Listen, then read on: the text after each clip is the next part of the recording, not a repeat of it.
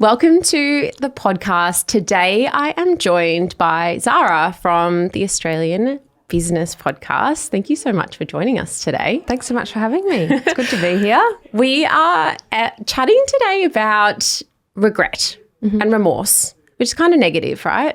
Yes, yeah, it can be, yeah. Yeah, but the whole point of this episode is not to focus on the negatives, is to kind of learn a couple of lessons and to, when we're speaking about regret and remorse and when it comes to property, yes, it's a negative thing by connotation, but I think like with anything, with mistakes or remorse or regret, we can learn things from them. Absolutely. And we can take those lessons and apply it to the future. And if you have any kind of property regret or remorse and you might be thinking, well, how do I change things in the future? Well, that's something that we can talk about today. And it's also, we might mention some things today which you might say, I've never thought about that before, or I'm thinking about buying a property, but I'm too scared I'm going to make a mistake. So we're just going to talk about 5 common situations that I see when I'm speaking to buyers, when I'm having new clients come and talk to me. Do you, Zara, have any, regret or remorse or situations when it comes to property that you wish you'd done differently in the past? What's your property story? Yeah, it's interesting. So my husband and I, at the start of COVID, we did, 6 months of the lockdown, and then we're like, okay, we both grew up in like Northeast Victoria, Myrtleford, Bright, Wangaratta, those sort of areas, Albury Wodonga, and we were both like, okay, I don't think Melbourne is going to be our forever home. We lived here for about 10 or 12 years, and then COVID hit. We did 6 months in a tiny little apartment in St Kilda, and we were like, okay, this is it. This is our time. This is our time to figure out what we want to do, where we want to be.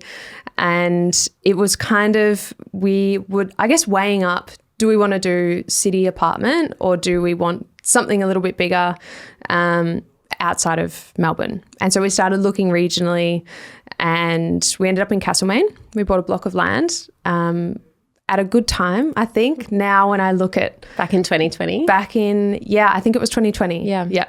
So the prices had just started to go up, but I think we got in at a good time. And then it took 3 years to build the house just because COVID, resources, materials were really low, wood, timber, those kinds of things. And I feel like we did an okay job at educating ourselves, but there was definitely moments throughout the process over that kind of like 2.5, 3 years that wish I'd, maybe sought expert knowledge on like contracts, building contracts, things about what was included, what wasn't included, when things could be increased in price, all of these little things that I guess are like those fine print. Yeah, like variations, for example. Absolutely. Yeah. Yep. That I didn't really think about, that we kind of were like, yep, cool, this is what it's going to cost. That's it, sign on the line. And then, prices, changes, 2.5 years later, it was an extra 50 grand. I can't remember the last time I've spoken to someone who's done a renovation or extension or a new build who has said, I built my property within budget. Yeah. Well, my mum was like, always estimate at least 10% over. Yeah. And I was like, 10%, come on.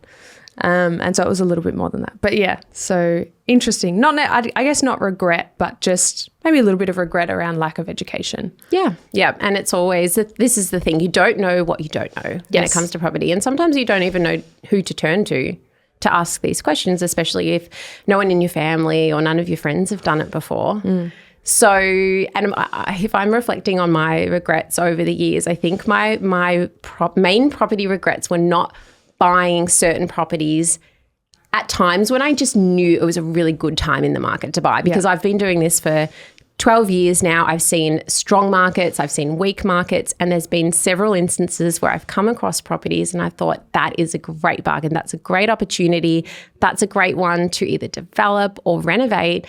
But circumstantially, the time was just not right. For example, during COVID, I work in real estate. We weren't working. We weren't allowed to work here in Melbourne. So there was a couple of instances where I wish I had just, somehow bought that property, and a few years later it was worth so much more. But the power of hindsight, we can apply to anything.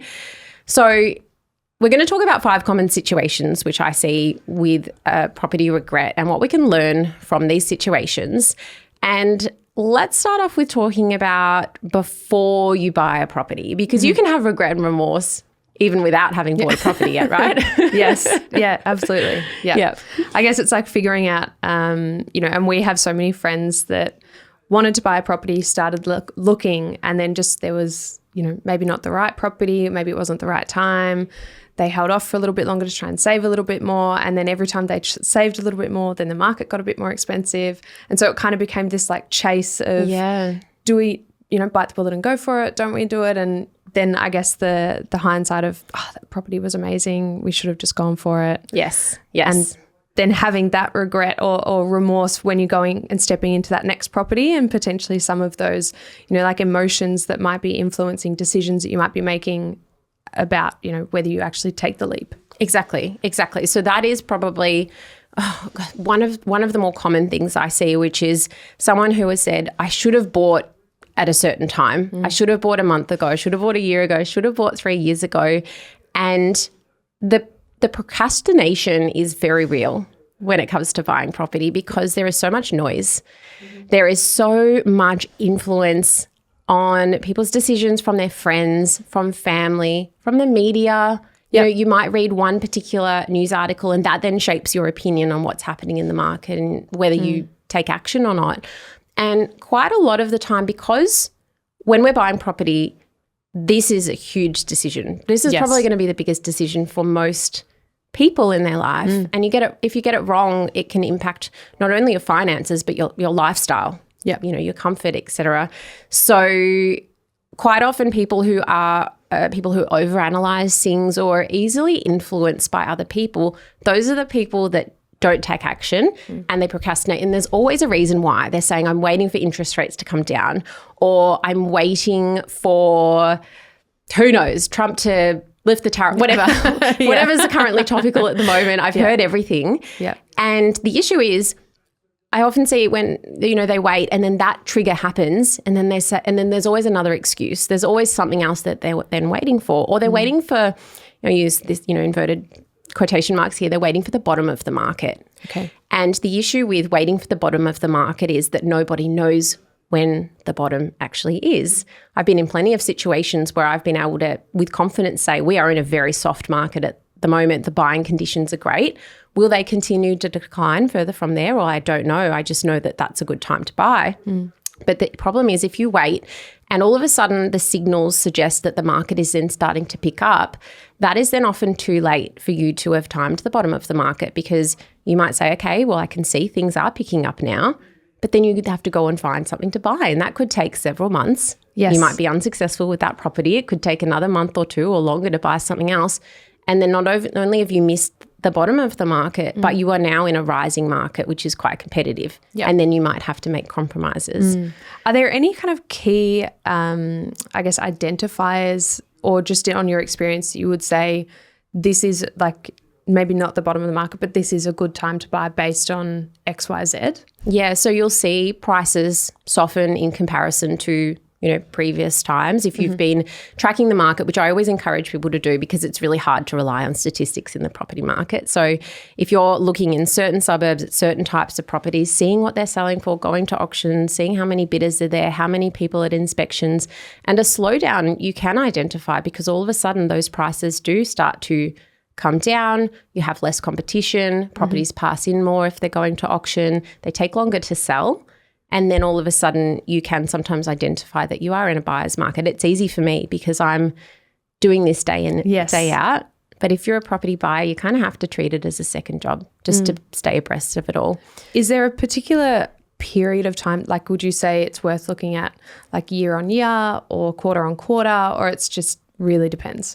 I think if you are just sitting back and wanting to get like a general gist of the market, then, you can go back a couple of years if you're curious to see what's been happening in that area. But really it's once you're starting to get close to buying a property or you're actively in the market, I would go back 6 to 12 months to understand what has been happening in that area, just to see what prices are currently doing. And where that's really relevant is when you are getting to the point where you're trying to value a property, you're doing your appraisal, you're doing your comparable sales analysis, and if you then are benchmarking it to a property that sold 6 months ago, but that market was different, it was higher or lower, it's not going to be an accurate reflection of that current market value. So you need to have kind of known what's happened in the market in the meantime. So you can say, okay, it's comparable, but the market was softer back then. I have to apply, a couple of % on this. Yeah. I wish there was like a simple way of doing this. Yeah, of course. But you've really just got to be tracking things. So to avoid this, I wish I had bought at X time. I would say the most important thing here is to buy at the right time for you. I know that's very cliche, but you can't control all of these external factors. You can only control what's right for you. When you're financially and emotionally ready, ideally you do start looking straight away, not be in a rush, but being proactive. That's how we kind of solve this regret situation. That makes a lot of sense. Yeah. So the next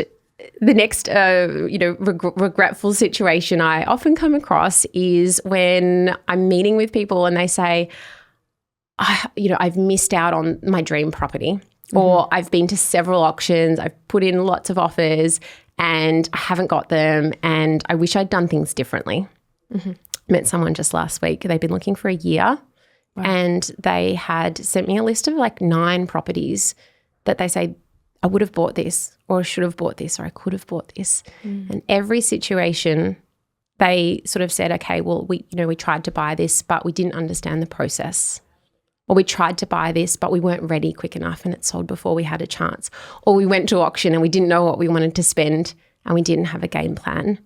Those are all things that are avoidable, because if that person had been more prepared or more organised or more educated, no fault of their own, of course. Yeah. Because they don't know that they didn't know these things. Don't know what you don't know. You don't know what you don't know. But these are all things that can be overcome and that are within your control.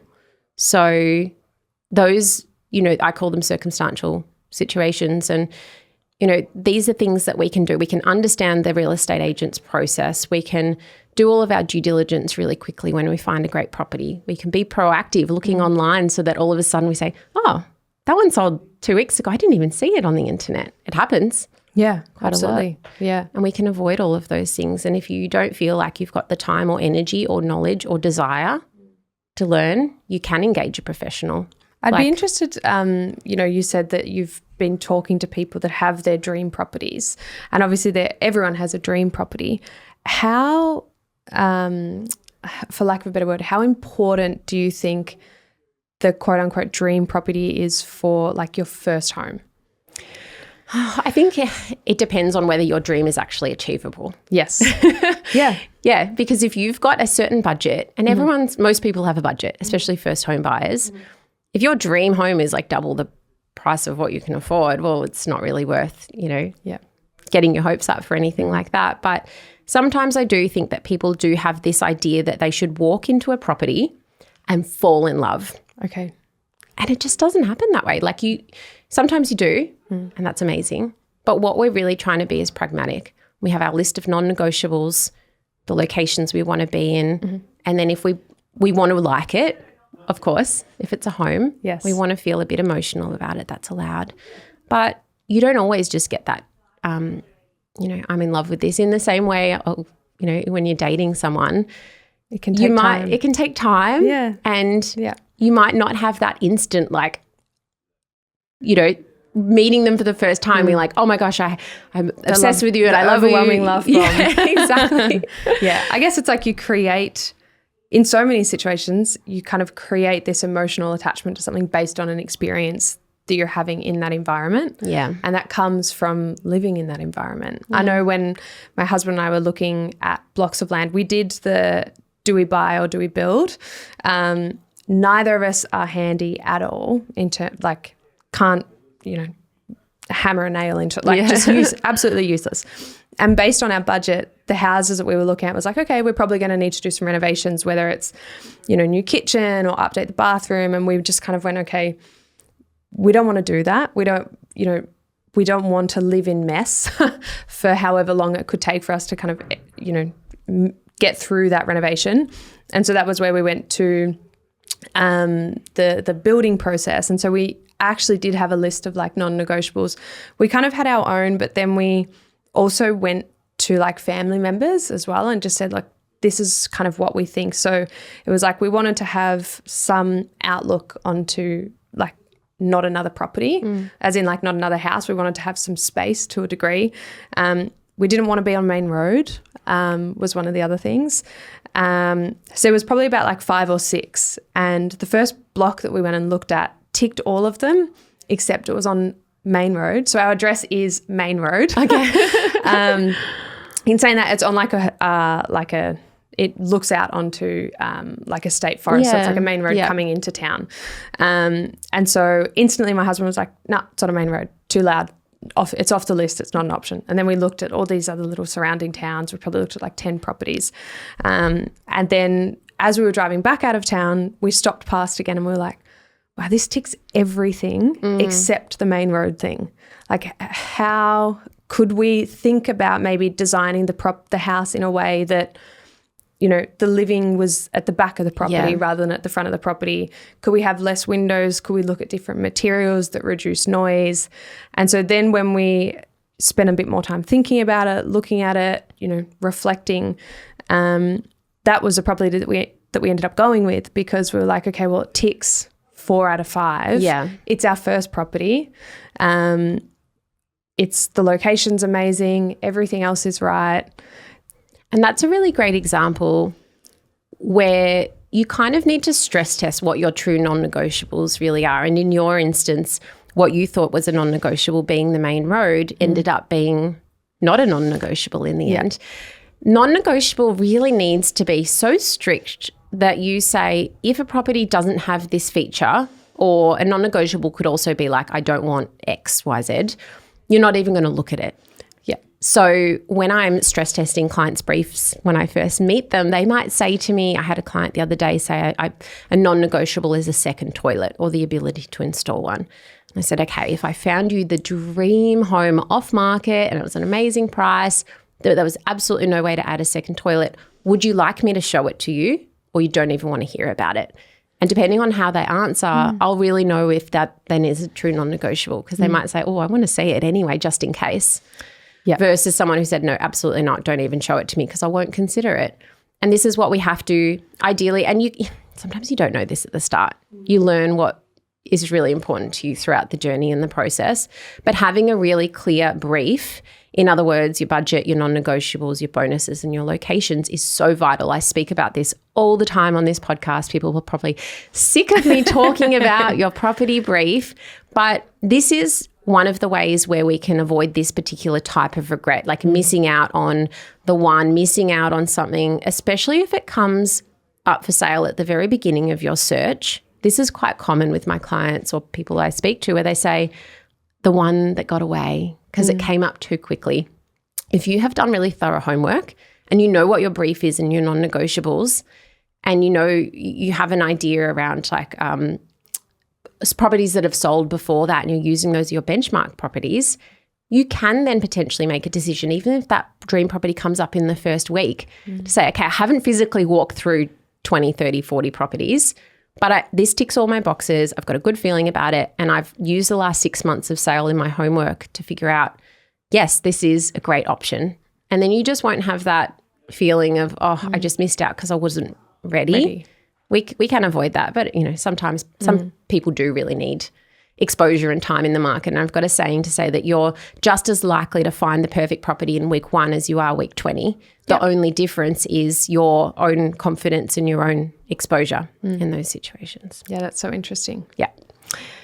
All right. So those are kind of 2 situations of, you know, buyers who might have, or people might have regret about the one that got away or not being ready or, you know, I just should have bought it X time. So before they've bought a property. But also commonly we do have situations where we've got buyer's remorse. Yes. This is after we've bought a property. And one common situation here is if someone's bought the wrong property. But what do we mean by the wrong property? Yeah. It could be for various reasons. So if you've bought and you're planning on living in that property, it could have been the wrong option because maybe you didn't consider the longevity and you've outgrown that property far too soon, or you thought you really valued an urban lifestyle, but then you have kids and you realise that, we don't live in New York and you might want a bit more space and you have to sell prematurely. Maybe you haven't really aligned your strategy with your partner's strategy and you end up buying something that one of you really wants and the other one feels pressured into it. Into saying yes. Yeah, and I've seen that happen. Maybe you didn't consider your non-negotiables enough. Maybe you didn't research the suburb enough and you've bought a house which seemed like a great bargain, but it was a bargain for a reason because it was in a not so nice part of that suburb and not so great neighbours or something, a factory nearby or for something that just impacts the livability. Or maybe you've bought a property just before you were really ready. Yeah. And I do see this happen with first home buyers where they feel pressure from their family, from their parents, from their friends, from social media, from everyone saying you've just got to buy something. But they weren't ready. They weren't ready at that point in time in their career, or they wanted to travel, or they just didn't want to take on a mortgage at that point. The social pressure component is an interesting one. I know in Australia, I guess similarly to America, is we have this concept of home ownership being like such a really key success metric. But then you look at certain countries like in the Netherlands when it's like 80% of the population rent versus own. Yeah. And it's just like an interesting, dynamic between different countries and how the Australian kind of consumer mindset exists. And it was as you were talking through some of those potential, buyer's remorse, we have some friends that I guess kind of tick two of those boxes, whereas like they bought when they did like an overseas stint, they came back, it was like, oh, well, next step is, we're married, we buy the house, we have the kid. You get the golden retriever, Yes, they did that. Did they actually? Except they did the dog first. And then they moved, they bought a property and it was like a 2-bedroom kind of townhouse apartment, if that makes sense, and got the dog and the dog fitted in, and then 12 months later they wanted to have kids and then they'd outgrown the property within like 18 months to 2 years of living there. And then also realised that wasn't quite the lifestyle that they wanted to raise a child in because it was in like inner city Melbourne. And in the space of that 2 years, there was a huge development that popped up on the other side of the road. Right. That was, like 1,000 apartments were being built with like a shopping centre and a complex and all these kinds of things. And so their natural light disappeared. They had, no morning light coming in. There was heaps of road noise.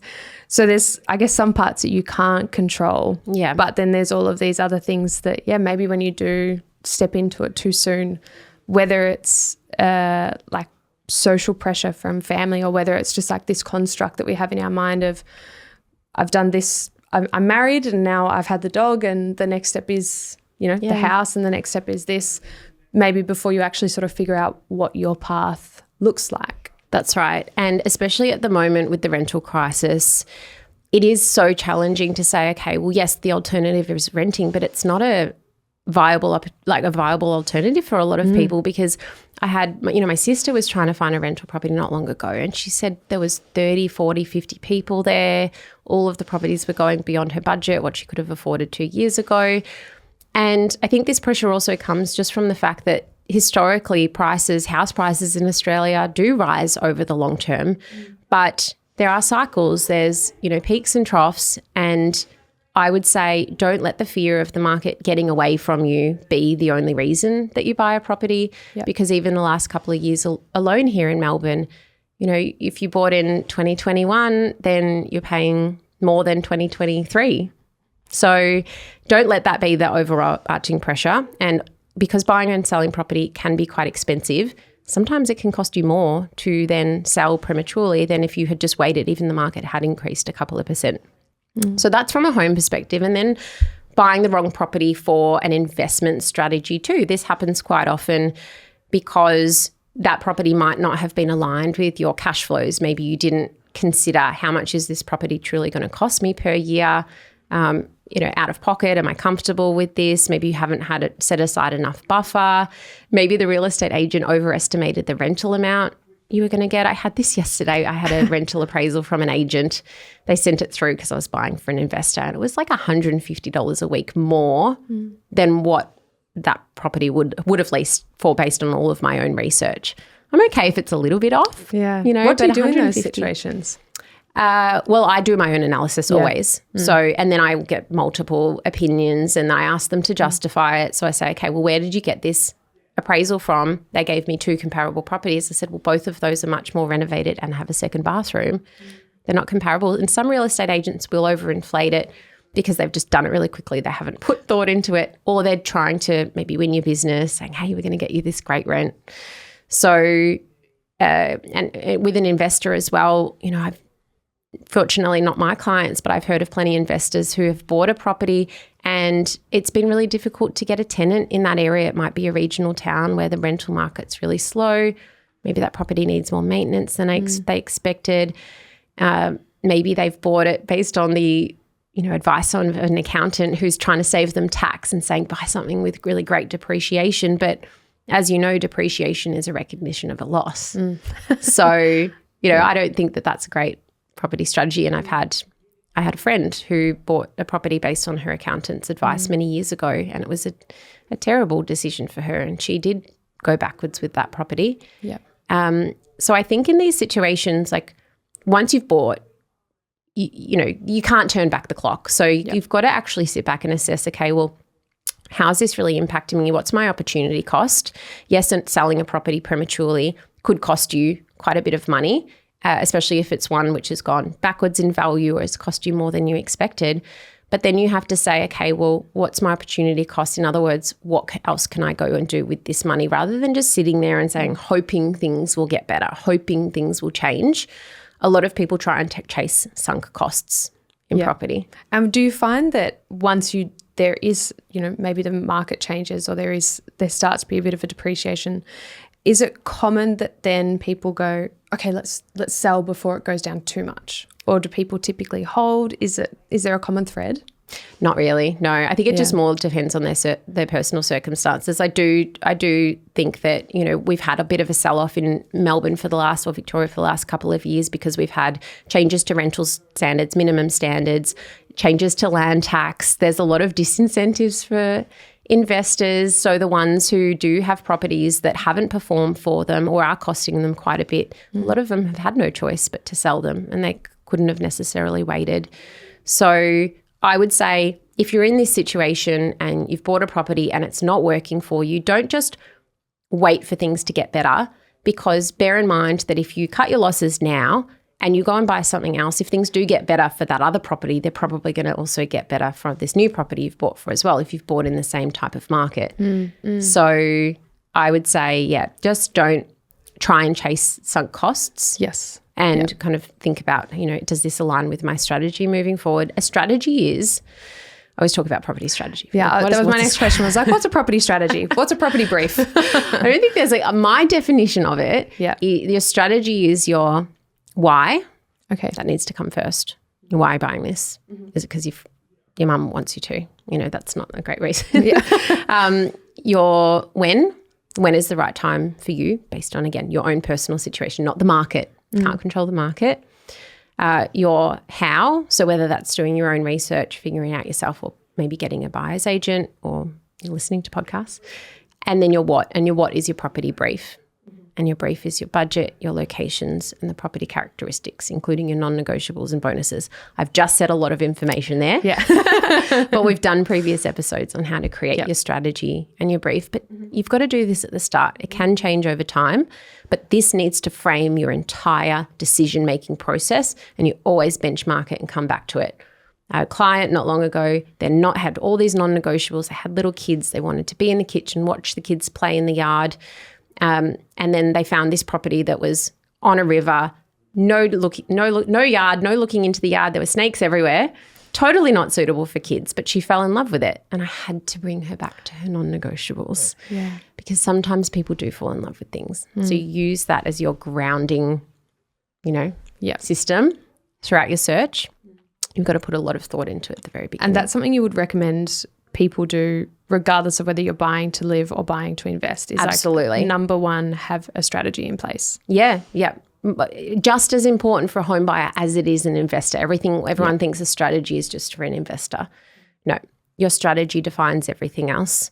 And then you can figure out what are the things within your control and what are the things you can't control. Your friend, maybe if they had done more due diligence, they might have known that a big apartment block was going up there. I don't know what kind of due diligence they did, but through the purchase process, there are a lot of things that you can uncover through doing research. But you've got to know what you're looking out for. You've got to educate yourself or pay a professional to do it for you. Do you find that when you are bringing on new clients, there is a lot of education that you do with them to help get them across the line, that maybe they have come to you and are like, we really love this area, we really love this suburb, we want a 3-bedroom house or a 2-bedroom house in X suburb, and that's it, and you have to kind of work with them to figure out their non-negotiables and those kinds of things and figure out the strategy? Yeah, every single client. Yeah. I give them homework, which I only realised not long ago was a bit of a pun. So I give them homework to do, to help figure out their brief. They send it back to me. I'll like jokingly score their homework. Not really. But sometimes I'll say, no, this is all very, feasible. This is all doable. You just, need help implementing it. And other times I'll say, this is all over the shop. You're telling me you want one thing, but you're sending me different examples. You're sending me so many various suburbs. You're going to have a completely different lifestyle in X suburb versus Y. What are you actually wanting to get out of this? So it can take sometimes a long time to figure out all of this. Yeah. So, but the most important thing is you do it, or you at least put effort into doing it. Yes. Yeah. In addition to having a strategy, that's the most important thing before you start looking at properties. But once you are actually out there looking at properties and making offers, going to auctions, you need to know what all of the steps of the due diligence process are. Mm-hmm. And as soon as I say the words due diligence, people often look at me and think it's just their eyes glaze over and it's like, what are you talking about? It sounds, but you've got to do it. And if you don't know all of the steps, then learn, figure it out. Maybe your friend could have avoided that surprise apartment block going up. And I guess it's like due diligence in relation to everything, right? It's like if you're going to start a business, you're going to do some due diligence into the market, the industry, whether it's a viable market to tap into. If you're going to buy a dog, you're going to look into the dog breed. Do you want to have kids in the future? Is that something that you want to consider in the buying of that dog? What space have you got? Yeah. All of those things, I guess it's just part of making big decisions in life. It's just another word for doing a bit of research, really. Yeah. So, and there's various steps, you get a building inspection done, you get the contract reviewed, you look into the body corporate and what potential risks and issues could be there in the future and, surprise costs, etc. I reckon one of the more common, terrible situations I come across when I'm speaking to people who have bought into a big apartment block and all of a sudden there are massive costs that they didn't expect, special levies, just big problems. And because you're in such a big, block, yes, it's kind of a democracy, but you might be one cog in that really big wheel and you kind of have to go with the flow for certain things.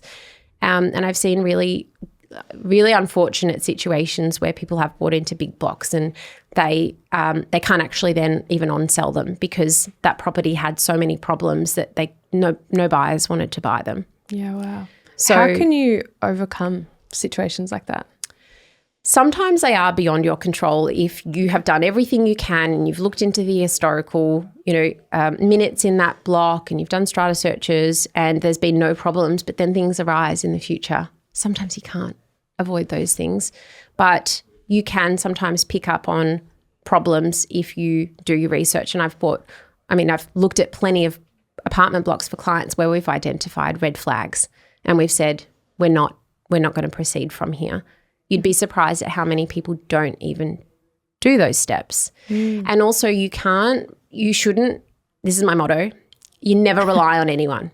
You can never just rely on your legal representative telling you if something's wrong. Sometimes you actually have to ask them questions or sometimes you have to do further digging because here in Victoria, they only have to provide the recent minutes of the last owners corporation meetings and sometimes we'll request the last couple of years. Okay. So Your conveyancer isn't necessarily going to do that for you. Or, you say, hey, the agent told me a car space is included or 2 car spaces are included. Can you confirm this?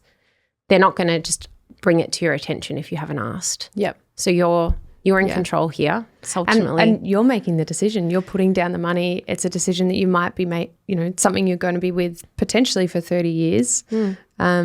So you want to be as educated and have as much ownership over that as possible and not delegate all of that information gathering just because you have someone that you can rely on, but it's about being as knowledgeable as you can be. That's right. And the last tip here I would say is to also just have a really healthy emergency buffer.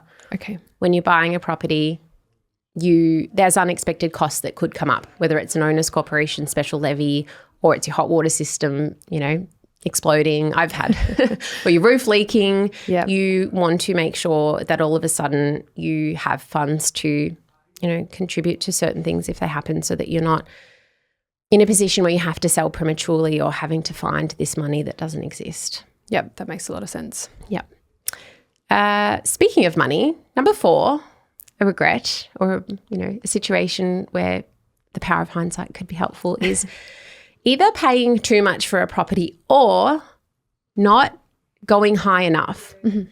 So the first one is probably like the more common one that you hear about when people say, I don't want to overpay for a property, or I paid too much, or my property is worth less than what I paid for it. So breaking that down a little bit, first of all, appraising a property can be really difficult. If you have a property or you're looking at a property and you get 3 different valuers and a real estate agent and a buyer's agent, you might have them all tell you that's worth a different price. They should be pretty similar, but it's impossible to say this property is worth exactly this price. So the issue, I guess, is if you're paying too much or if you worry you paid too much for a property, it can mean in the future if you need to resell in a short time frame, you could end up in a position where you sell it for less than what your mortgage is, especially if you've bought it with a low deposit. That's why banks favour a higher deposit, because it's a less risky situation for them and for you. And you're just then more reliant on market growth in the future to be able to then, sell that property, make a profit, buy something else and, upgrade essentially. Yes. So I think with this situation, overpaying can be subjective. You are in a position where you can determine the value of a property through various methods. So the way that we appraise a property is through comparable sales. We spend a lot of time and research saying, okay, what is this property worth on paper? But then there's 2 extra steps, which a lot of people don't realise. The next step is, what's this property worth in the current market? For example, right now in Melbourne, property prices have picked up since the rate cut. So if we're using properties from December, November 2024, they're not as relevant at the moment. And if we're going to auction with a budget in December prices, we're not necessarily going to be competitive. So what's happened in the market, what's happening right now, and then also we need to figure out, what's that property worth to you? Sometimes it'll be worth less. We say, okay, well, we're not going to be as competitive for this because we have to factor in some maintenance or some upfront works. But for other clients, they might say, this is my dream property. I've been looking for 6 months. I don't think I'm going to be able to replicate this. It's very scarce. We love it. Then you might say, okay, well, we're prepared to pay above what the on-paper market value is. Yep. Because we really want it. And then you might take that budget to auction. If you get it for less, great, but you've got that in your back pocket to use if you really want to. Yeah. I guess going back to that strategy that you were talking about earlier too. That strategy will then help you figure out, like, is this one that you push for? When I say push, like, you don't want to go over your budget and you live on baked beans or you can't afford it.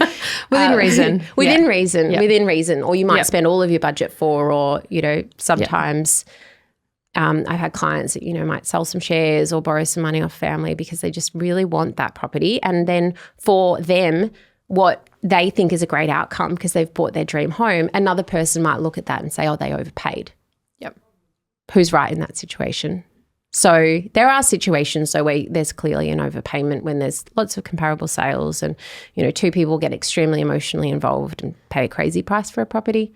But the flip side is I often actually also see people not going as high as they would have or could have or should have, and they miss out on a property.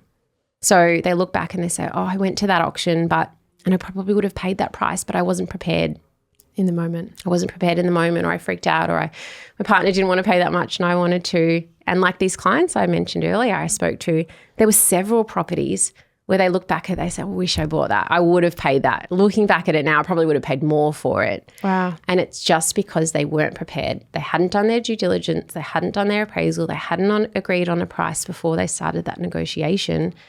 And then they had doubt. It's when that emotional decision-making comes into it. Yeah. And, you know, whether it's that you get overexcited and you overpay, or that fear kind of steps in. Yes. And then, maybe you don't go in, the extra percent or whatever it might be. Yeah. And both situations you can have remorse. So the key thing is when you're going to an auction in particular, is to have that walk away price. What is the price we're going to pay? Not $1 more. Do not think about that during the auction. Yeah. Even the morning of the auction when you're getting a little bit stressed, have that plan beforehand. I would say like 80% of people I'm bidding against, I'm pretty sure they're not coming in with a plan. And it means that then they slow down at the end. They're making decisions on the spot. They're really stressed about it. They're looking at their partner. They're looking at their parents. What do we do? Do we keep on going? They're signaling to the other buyers that they're pretty much out, which can encourage other buyers to actually keep going. It's not strategic. So, but even if you're not going to auction and you're just negotiating, think about that price that you're trying to end up at before you start negotiating, so that you don't then let that negotiation influence your price. Because I've also seen situations where someone said to me, I would have paid more, but the agent was mucking me around, or the agent was playing games, or the agent was playing hardball and I didn't want to come up on price. I'm like, but you're telling me you would have paid that in hindsight. Yeah. So that they let the situation overcome their rational decision making. Yeah. Yeah. Which is so much easier said than done. Oh my gosh, I know. I'm saying this all like it's a really easy thing to do. And I mean, I do it day by day, but it's so case by case. Yes. In property, everything is just, it's not about numbers. And when we've got buyers, we've got vendors, we've got the buyer's family, often involved vendor's family, we've got the agent, we've got their legal representatives. There's so many variables when it comes to negotiation and, what happens. So it's not just always black and white numbers here. Makes sense. And then the last regret, which you actually touched on earlier in the episode, and I see this all the time, is that people buy a property which they say, I'll buy the worst house on the best street, or my partner's a tradie, or I'm really handy, or I'm an interior or whatever. I'm going to buy it and I'm going to renovate it over time. Or we're going to buy it now and suck it up and live in it and be a little bit uncomfortable for a little while because it's got so much potential in the future. And that can be an awesome strategy for certain people. And they can get a great outcome, especially if they do the renovation within budget and they do it on time and, they end up creating something that they really love. But I think that renovating is much harder than a lot of people expect. Yes. It's so much more costly, not only in terms of actual money, but time, energy. Where do you live during a renovation? You got to move things out of rooms. Move things out of rooms. But if you're doing a kitchen and bathroom, you might have to move out of that house for a few months. Yeah. People who think they can do it in their spare time. Yeah. I mean, I can't even mow my lawn in my spare time. And now it's winter and I'm not, my husband's like, you can't mow at 6 a.m. I'm like, why not? I don't have any spare time to even mow my lawn, let alone do a renovation. And to paint a house, if you're doing that after work or on weekends, it can take you a month. Yeah. Yeah, absolutely. And then thinking, yes, you could do it, but what else could you be doing in that time? Time is money. How else could you be spending your time? Exactly. Do you have kids? Is there other things that you might be sacrificing so that you can renovate this property? Just all things to consider. Yeah. And even my friends who have partners who are handy or tradies, the last thing they want to do is get home after work and then work until 9 o'clock at night. Yeah, or they're exhausted. So, and another really key thing to think about here is, if this is a future goal for you and you're buying a property, you either need to do a big renovation or an extension in the future, make sure you have a financial game plan as to how you're going to achieve that. Don't just say, we'll figure it out, we'll get a loan in the future. Are you going to be able to be eligible for that loan? Otherwise, where are you getting this cash from? Because if all of a sudden, a couple of years down the track, you go to do that reno extension, you can't finance it, you can't afford it, it means that not only have you not achieved that strategy that you set in place, but you've been then living in not extreme, but maybe you've been living in discomfort in the meantime, waiting to do this reno, when you could have maybe bought something else, lived in that, been more comfortable, and then, bought something else in the future which didn't need as much work. Do you think it's really important, I guess, at this point, when you are looking at properties like that, maybe that do need work, to get external guidance or counsel, whether it's like family or friends, although conscious of like social pressures, but just speaking from experience, when we were looking before we built, there was this really cute property that we both kind of fell in love with. It had this beautiful little kitchen. It had this huge oak tree in the backyard. And I was like, oh my God, it's amazing. I love this house. It's so beautiful. And I was more of the, we'll work it out. We'll renovate. Work it out. I hear that all the time. Yeah, of course. But the kitchen was old, and it was like one of those old, like a stone kitchen that the stovetop was built kind of into the wall. Yeah. Into the wall. Yeah, into like the old fireplace. Yes. Yeah. And so I was like, oh, it's so romantic. It's so beautiful. And my husband was like, yeah, but like, it's impractical. Yeah. And those are harder to renovate as well, more expensive. Harder to renovate. And then we found out that it needed re-stumping in the next 12 to 24 months. And then it probably needed a new roof in the next 5 years, because it was a very old property. But it just had this like old charm that I was just, oh my God, it's beautiful. It's a can of worms property. Once you start doing one thing, you kind of have to, because you can't, for example, if you're buying an old home, you say, I'm just going to add a new kitchen in. Well, ideally, you make sure the floors are all level before you put a new kitchen in. Once you start doing the floors, you can end up with cracked plaster and walls, and there's so many other things. It just goes on and on. Exactly. So, yeah, I think in this situation, it's very, very hard to figure out how much things cost, especially if you want to do an extension, because the builder won't quote you until you've got the plans, etc. Doing as much research as you can. Okay, how much does a new kitchen cost? How much does re-stumping cost? Getting quotes, talking to people. I say call companies and say, give me some examples of some recent projects you've done. How much did those cost? And then either speak to a broker or figure out how we're going to pay for this in the future. Are we reliant on our income growing, us saving? Is this even possible? Or do we have to drastically change our lifestyle in the meantime to be able to make this happen? Is that pragmatic? Yes. So we will just make it work. Yeah. Can you make it work? Yeah, absolutely. And I think it's good, like the more that you obviously talk about it with the partner, if you're buying the property with someone, you obviously have that person that you can kind of talk to, and you can, I guess, just wrestle with the decision a little bit more.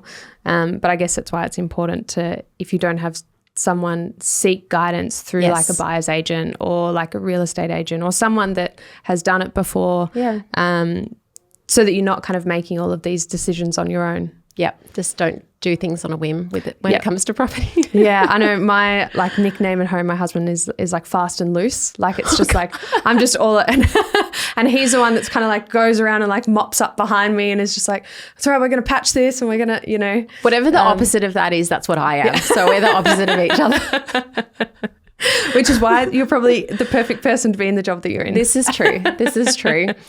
So look, like avoiding, like we want to avoid regret, like I regret not buying Bitcoin when I first heard about Bitcoin. Yeah. We can avoid property regret. We can avoid property remorse in some situations. There are certain things that we can control through planning and research and education and execution. Some things we can't control, and that's okay. We can't control everything in life, but hopefully this episode has highlighted some things to you. Maybe you're in one of these positions or you're wanting to avoid these kind of situations. So take a little bit of learning experience away and go and do some research, and we can try and mitigate your property regret in the future. That's the goal.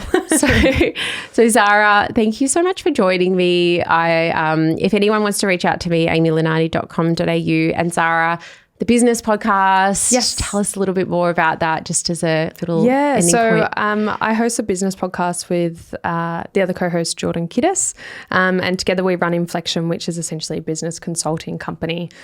So we talk on the podcast everything from, finance, scaling business, team development, startups, scale-ups, kind of depending on what stage you're in. If you want to get in contact with us, obviously the Australian Business Podcast or Zara@inflection.au. Amazing. Thanks so much, Zara. Thanks, Amy. See you next time. See ya. Thanks for watching this video on the Rask Network. While you're here, don't forget to like and subscribe so you can get videos each and every day on business, finance, investing, and so much more.